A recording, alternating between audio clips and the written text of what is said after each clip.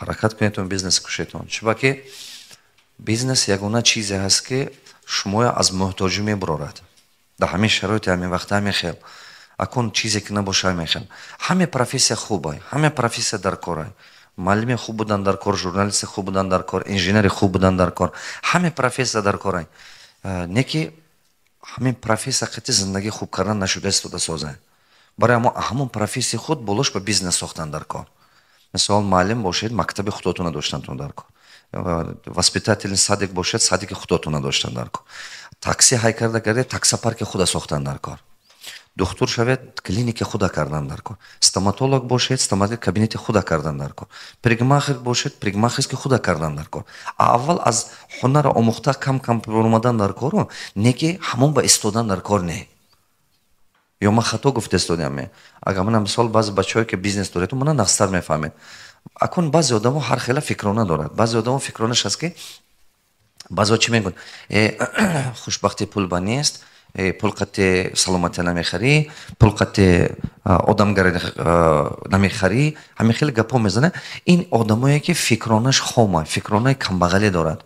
Не ки чӣ дар кор пула меҳру муҳаббат қати муқоиса кардан.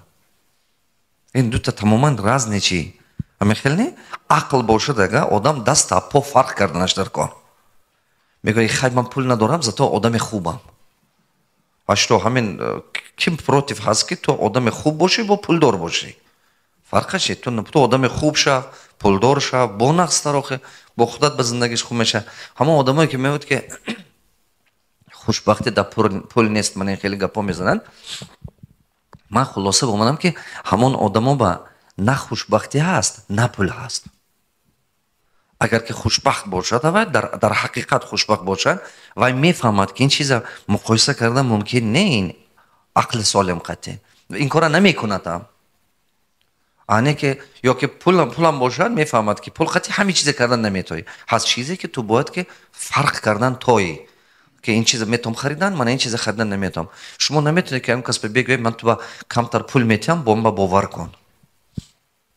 ман ту ба камтар пул метиҳам, ту ман ба нағз бин мана. ман ту ба хизмат кардам ку, ту мана нағз бин. намешад ин корҳо. хайр, имрӯз дар бораи пул гап мезанем. Аҳа, всё отлично, кор карда истодааст. ман баъзан шештагам мезанам, чунки монда нашам. Рамазон инҷа кандиро кӯшиш кардетон бачаҳо ки хеле салқин тобега истад, ки бачаҳо монда нашанд. бисёр нависетон. шароит ҳаст навистан баш, нависетон. ман набудагимам ҳаминҷо якбор нимбор омада рафтанед меё не? ман ки нестам, ҳаминҷо мебиёд мерад ме? ҳамаи офиси ман, шумо инҷа дар омада рафтанотон дар кор. инҷо бисёр китобҳои беҳтарин аст. ман бисёр чизҳои хуб сохта истам. ҳама меҳнатое ки ман карданам, ман миллат сохта истодам. ҳаме чизе ки ман карда истодам. барои чӣ? барое ки шӯрнокии халқи мо дига кардан дар кор. вай ба ёрдам кардан дар кор. вай ба ёрдам накунед, ако ҳама намебиёд пеши мо, ҳама тавоно намешад, ҳамон мефаҳмедагӣ мешад. аз даруни вай бедор мешудагиш мешад, серавно мешад. худо хоҳад вақт дар кор бо камтари дига. як манем шумо мебинед ки мисол имрӯза тухме кишондед, 5 сол пас, 10 сол пас дарахт шуда меборад. дарахти кишондед, аста мебинед ки ҳосил дода як лес ба табдил мешад. сели лес дарахтзор шуда меборавад. ҳама мамун хел. ҳозир ман 10 сол боз дар 2009 ҳаст ки ман омада Тоҷикистон дарс гуфта рафтанам. нав мардуми мо фаҳмиш меомад ки хондан дар кор будааст, ин зарур будааст, ин корро кардан дар кор. ҳозирам мана мошенник мегӯям тоҷико. ягон кас кораш нест, тоҷикум мегӯям. ягон кас нагуфт мешумо ба куҷо мери, бо пул дорам. шаб гуфтан нарав чо мекунӣ? лабай?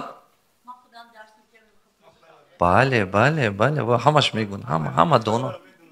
бале охе, барои ҳамон фақат чӯбаки аво камбағала набирам интересне. во ҳамин гапҳои ман набирам ки камбағала интересне одамам. хеле хуб, майлаш хуб. кадомотонам хеле гуфтан уже ки вай нарав ту чо мекунӣ, бо пул дода, ман худам ҳамин гапа худам ютуб ба даро бепул ҳастамаш. ҳамин манам дивона неам ки ютуб ба чизи хуба бепул монам. о бача, ман дар ин майни сарам $1 миллион вложит кардагӣ. ҳар сол аз 50,000 то баъзан вақт то $150,000 ман пул расход карда истодам. ҳар сол ин камаш ба 50,000.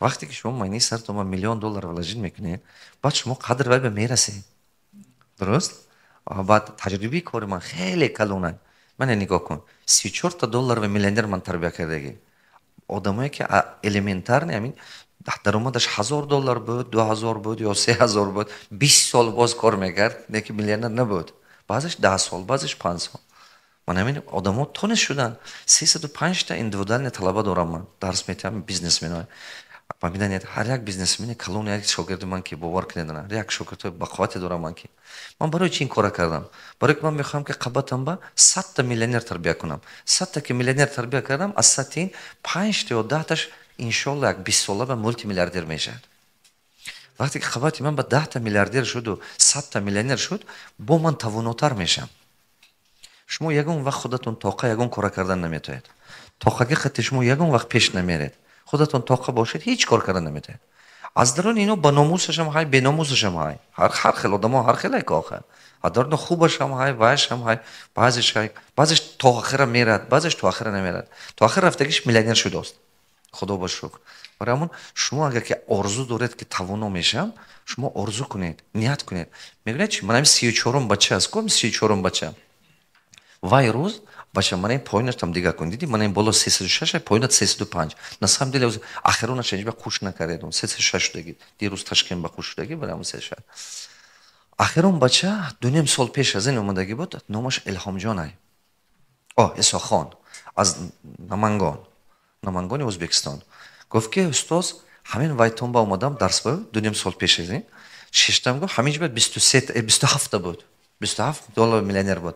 آرزو کردم که خداوند من یاد کنه که 28مش من شوم. آرزو کردم که 28مش من خداوند یاردم کنه که من 28م همین میلیونر شوم. 2 سال پیش از این خیلی تا 3 سال پیش من این بچه 2 سال پیش این انا با من اندیویدوال обучение گرفتم بچم. نیک اون وقت من نگفته بود که من میخوام میلیونر شم.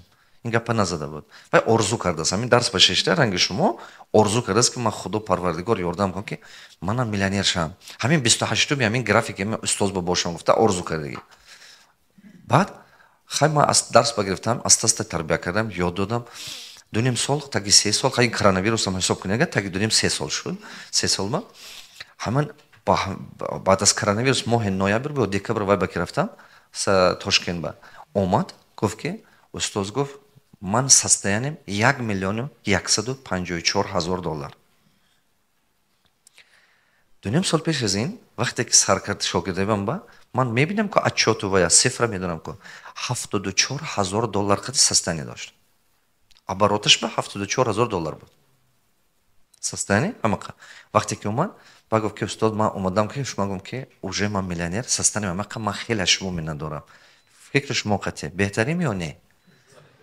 تا واخوری قطعی من هم بچه کار میکرد 6 سال باز بیزنس بود 6 سال باز بیزنس داشت همین 74,000 برآمدگی بود وقتی که من پایین اودیت کردم برآمدم 74,000 بود состояниеش نکن نگاه کنید 6 سال خود به خود کار کردن دیگه یا 6 سال 2 سال استاد قطعی کار کردن دیگه کی فهمیده کن رازو نشه ممکن اگه وای خودش قطعی کار میکرد 20 سال دیگه میلیونر نمیشه ممکن پر از این خیلی آدم ها کدوم تو 10 سال باز زیاد بیزنس دارید دست بده 10 سال باز شد بلندتر بردارید من نه اکن کدوم تو از 5 سال باز زیاد بیزنس دارید دیدید همه درست می همه تو عذاب بیزنس همه میدونند بیزنس آسان نیست آدم ها از دور میبینن گمان میکنن که همین بیزنس یکون جای تیاره این پول طرف گرفته و رفتن میگیری باور کنی همه فهمه که تو بیزنس منی فقط یک چیز تو میخواد پول میخواد تمام